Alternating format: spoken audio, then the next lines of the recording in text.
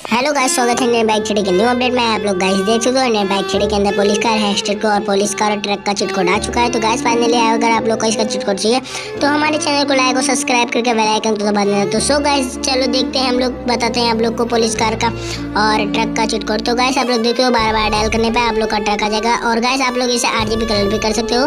तो देख सकते हो गाइस हम लोग ने RGB कलर भी कर दिया। और गाइस अगर आप लोग को पुलिस कार हैशटैग 2 डायल करना है तो गाइस आप लोग को 101 डायल करने पर देख सकते हो आप लोग का पुलिस कार हैशटैग 2 आ जाएगा। तो फाइनली देख सकते हो हमारा पुलिस कार हैशटैग 2 आ गया है। और गाइस अगर आप लोग को फाइनली कुछ नहीं करना है और गाइस आप लोग देख सकते हो आप लोग को 100 डायल करने पर आप लोग का पुलिस कार आ जाएगा। तो फाइनली अगर आप लोग को चैनल पे नए हो तो लाइक आप सब्सक्राइब करके बेल आइकन को दबा देना। तो सो गाइस चलो बाय बाय।